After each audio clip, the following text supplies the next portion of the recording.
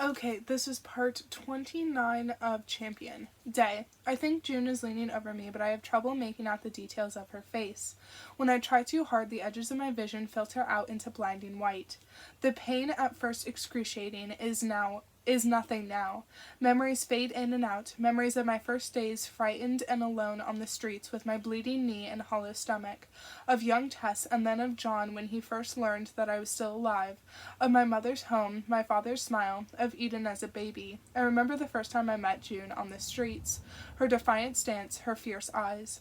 Then, gradually, I have trouble remembering anything. I always knew on some level that I wouldn't live long. It's simply not written in my stars. Something bright hovering behind June's shoulder catches my attention. I turn my head as much as I can to see it. At first it looks like some glowing orb of light. As I keep staring, though, I realize that it's my mother. "Mom," I whisper. I stand and take a step toward her. My feet feel so light.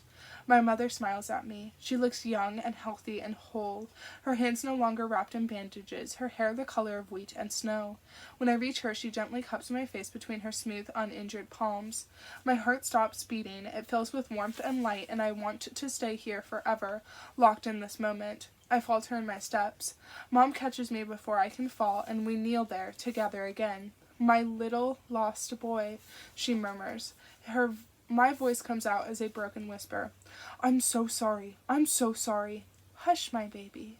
I bow my head as she kneels over me. She kisses my forehead and I am a child again, helpless and hopeful, bursting with love. Past the blurry golden line of her arm, I can look down at my pale, broken body lying on the ground. There's a girl crouched over me, her hands on my face, her long dark hair draped over her shoulder. She's crying. "Are John and Dad—" I begin to say. Mom just smiles. Her eyes are so incredibly blue that I can see the entire world inside them, the sky and the clouds and everything beyond. "Don't worry," she replies. "They are well, and they love you very much." I feel an overwhelming need to follow my mother wherever she's going, wherever that might take us. "I miss you guys," I finally say to her. "It hurts every day, the absence of someone who was once there." Mom combs a gentle hand through my hair, the way she used to when I was little. "My darling, there's no need to miss us. We never left." She lifts her head and nods at the street, past the crowds of people who have gathered around my body. Now a team of medics is lifting me onto a stretcher. "Go back to Eden. He's waiting for you." "I know," I whisper. I crane my neck to see if I can catch a glimpse of my brother in the crowds, but I don't see him there. Mom rises, her hands leave my face, and I find myself struggling to breathe. "No, please don't leave me." I reach out a hand to her, but some invisible barrier stops it. The light grows brighter. "Where are you going? Can I come with you?"